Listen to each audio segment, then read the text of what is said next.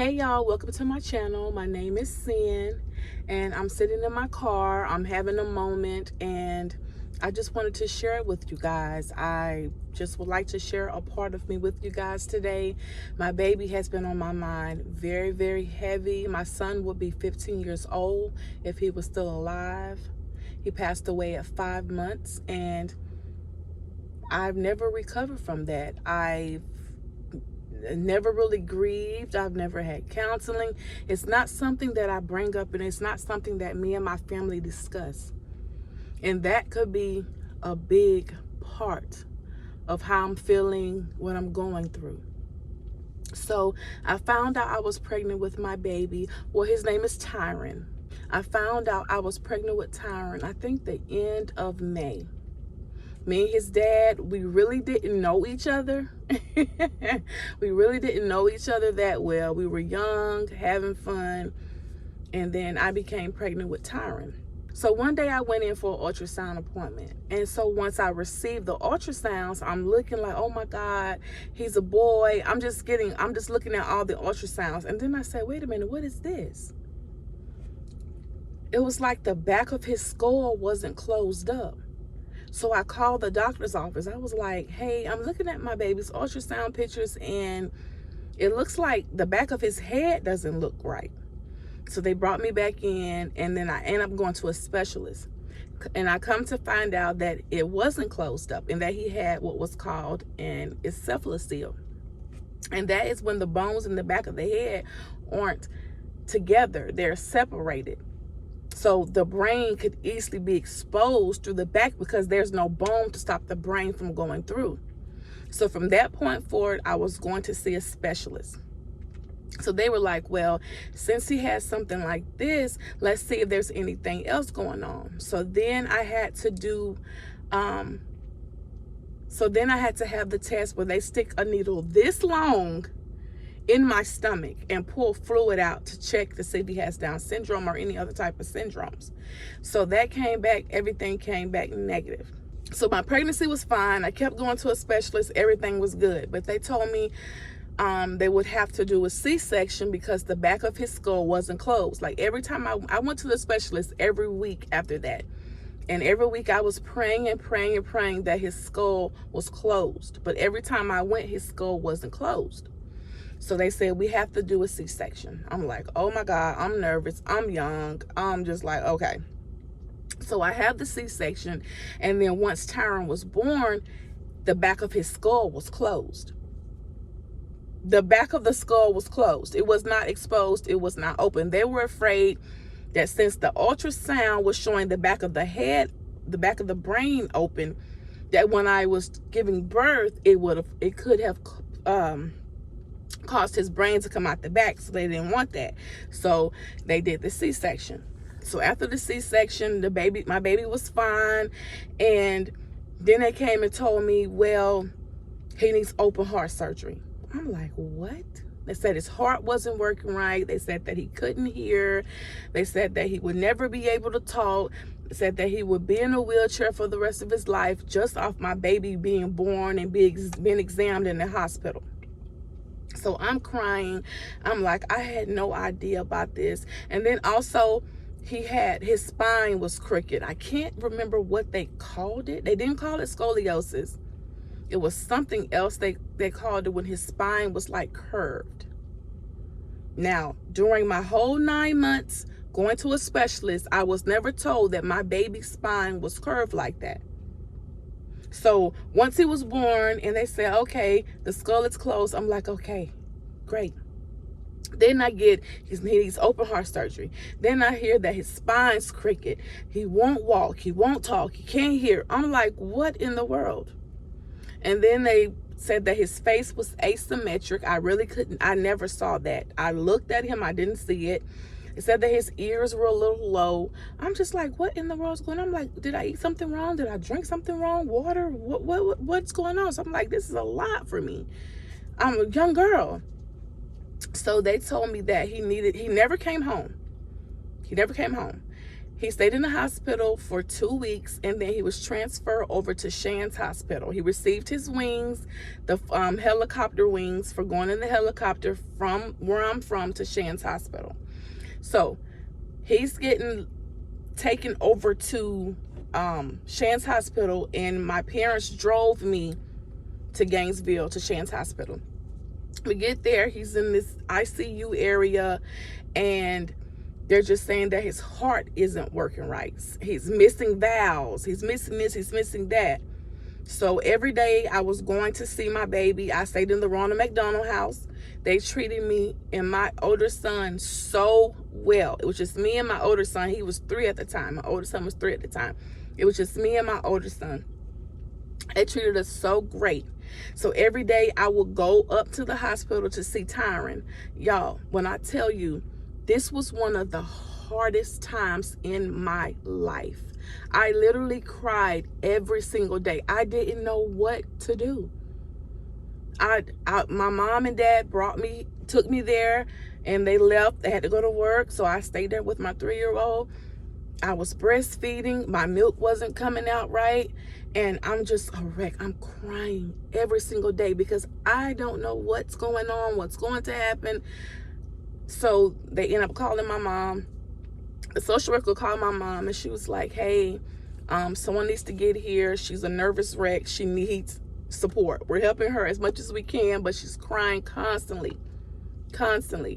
So my parents came up. They stayed with me a little while longer. And then I felt better.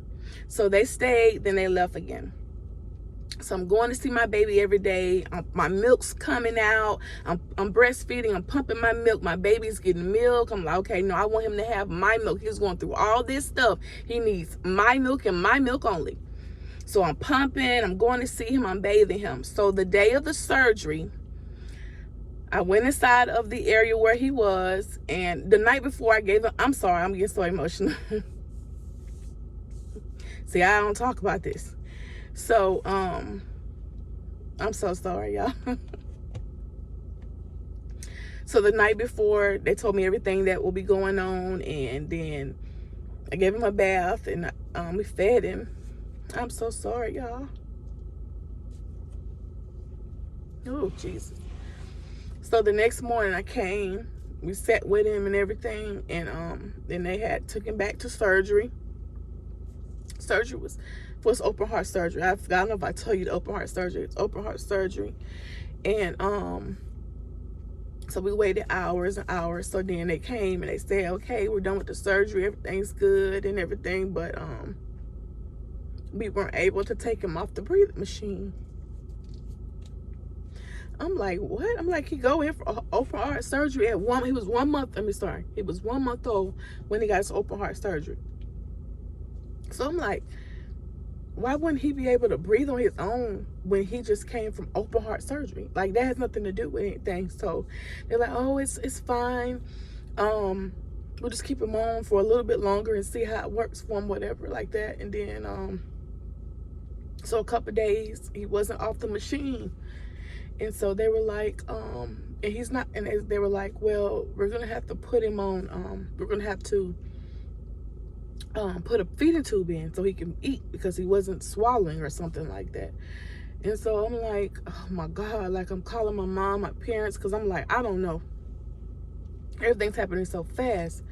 And so we ended up putting a feeding tube in, and then in his stomach, and then like days go by and he's still on the machine, like the breathing machine. He wasn't able to breathe on his own when they took it off or whatever. So I'm just like, this is crazy. So they were like, well, we have to put a trach in. And we have to put a trach in because so he can breathe with a trach. So I'm just like, at this point, I'm losing again. I need my parents. So we all got together and they were like, well, we decided to go ahead and do the trach. So he had the trach. He stayed in the hospital for months. Stayed in the hospital for about 4 months. And I was going back and forth up there to see him. I really didn't like leaving my baby there at the hospital. I lived like 4 or 5 hours away from Gainesville at the time. So I didn't like leaving him, but I I had to go back and stuff like that. So my baby was up there, but I always call and check on him all day, every day, all day. They knew me. Even Tim Tebow came in, and my baby, I don't have those pictures, and I'm so upset. Like, all that stuff was lost when I moved, and I beat myself up every day because those are precious moments that I could look at now that I don't have. So he was in Shands Hospital for 4 months. I had to take all these classes in my hometown. Me and his dad had to take these classes in town in order to take him home. So 4 months. My baby was brought back. He went to our hometown hospital first. We had to take CPR. We had to know how to change the feeding tube, the trach, everything. So I'm so happy. We get my baby home. We had in-home care 16 hours a day. A nurse was there 16 hours a day, and me and his dad took care of him the other hours. And he was doing great. I treated my baby normal. I set him up out of his bed. I let him look at TV. When the nurses were there, they kept him on his back all the time. And he just didn't like it. It was one nurse that was there. He didn't like her at all. Like, I know it sounds crazy. It was like 5 months, 4.5, 5 months.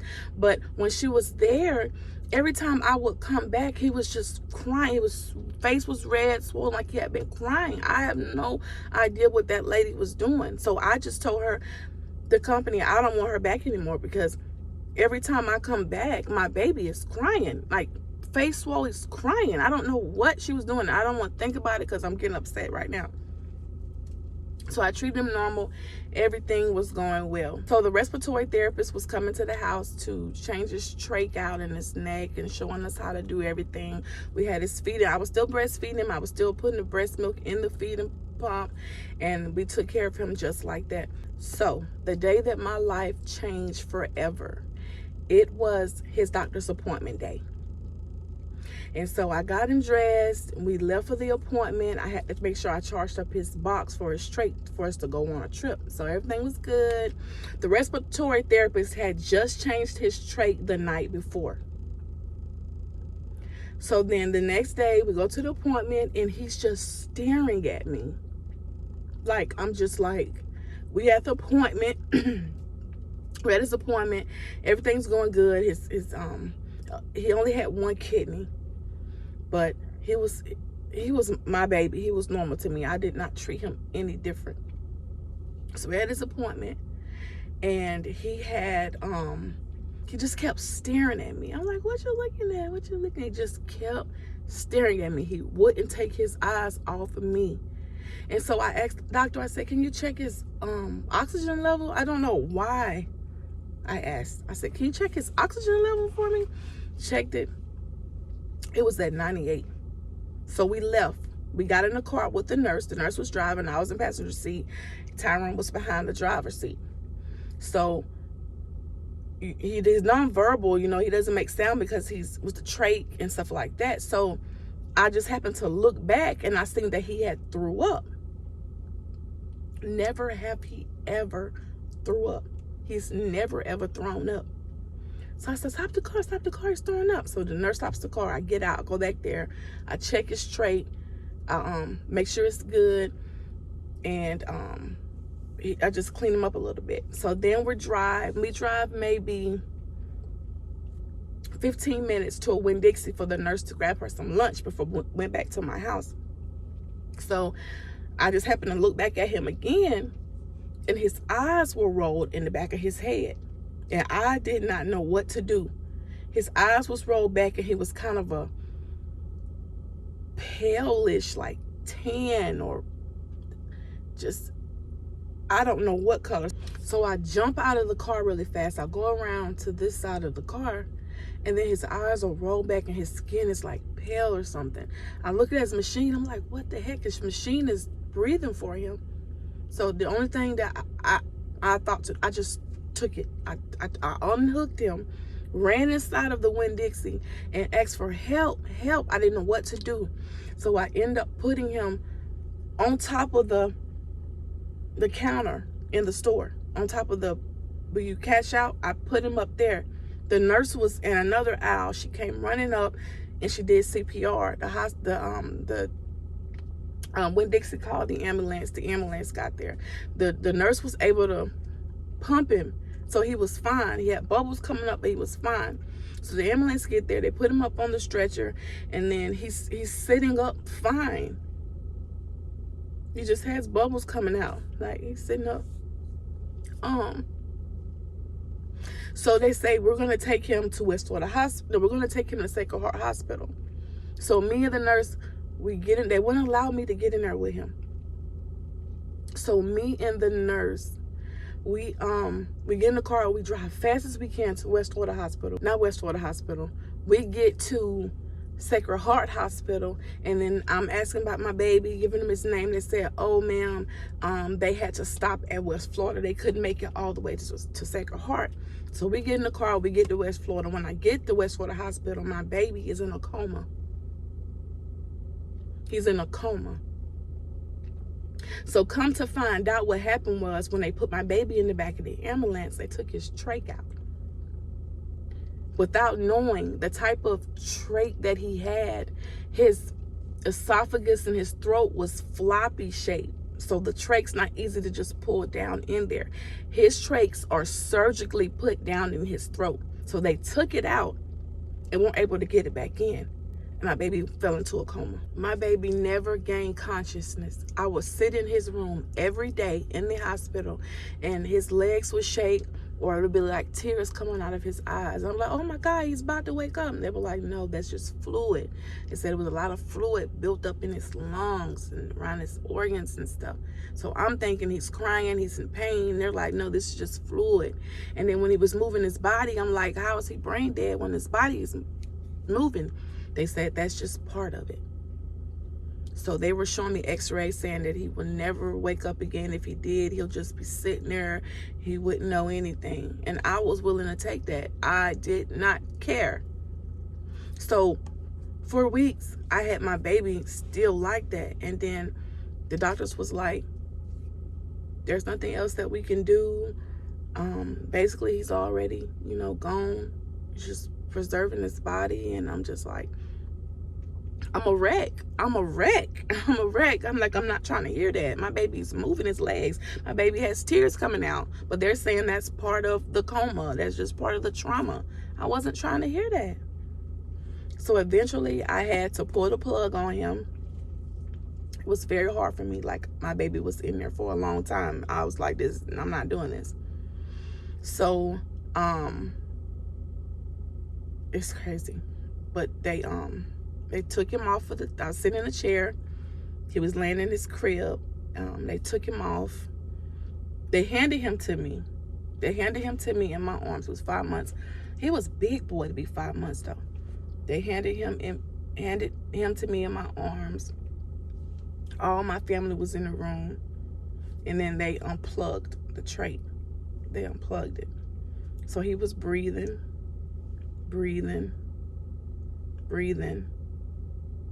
I think he took like maybe eight, and then nothing. He just stopped breathing just like that. Just stopped breathing just like that. And so I was just holding him. I didn't want to put him down. I just was holding him, kissing him, loving him, holding him. Like, my baby was a fighter, y'all. I wish I had the videos to show y'all. My baby was a fighter. He had been through so much open heart surgery. Said he couldn't hear. They said he couldn't swallow, he couldn't taste, he couldn't do this, he couldn't do that. My baby was strong. Like, my baby wasn't crying all the time. He was happy. And I know he was just an angel passing through. That's the only explanation for that. He was an angel passing through. He was here for me to love him, and also for me to know just how strong I really could be. Even though I was weak and I was broken by this, I was strong at the same time. That was rough. I was in my early 20s, but I was able to do it with my family by my side. So after I held him, I kissed him and hugged him. I brushed his hair down. I put him inside of the back in the bed, put the cover on him. I think I changed his diaper, put the cover on him, and kissed him. And I asked the nurses please don't take my baby down to the morgue. Let him just stay here until the funeral home come and get him. And they told me, we promise you we won't do it. We'll leave him right here. I just didn't want my baby down in the morgue in that cold freezer. So they left him in his bed, and until the funeral home came and picked him up. The next morning, they gave me a box. The hospital gave me a box. They put his fingerprints, his feet print, and then his hair in there. And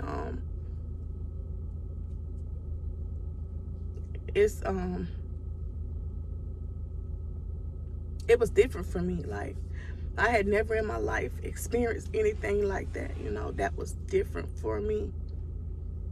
And God has blessed me with my other children, and I'm grateful. I'm so grateful for them. But that was a rough time for me. Earlier this year, his birthday is in February. February 19th is his birthday. And I'm laying in the bed, right hand to God. I'm laying in my bed. I'm asleep. I felt like a teenage boy. And I felt like a teenage boy come and give me the biggest hug ever. And I knew who it was. He's never come to me like that. But for some reason, for his 15th birthday, he runs and jump on me and give me like a hug. Like, I literally felt a presence of like a teenage boy hugging me. Like my other son is 13. It was like his presence, but it wasn't him. Because when I opened my eyes, there was nothing there. So I know he's watching over me. He's watching over his siblings. He's here with us. And like I said, I haven't grieved. I cry every now and then. I haven't spoke to anyone about it. I just wanted to come on here and just vent a little bit to you guys. This is my new channel. This is my life, and I just want to be open. My other channel, I speak on information. I can't be myself, but here I will be myself. So I just wanted to tell you guys my story. Comment down below if you guys have experienced anything similar. I would love to hear you guys' stories. Until next time, guys.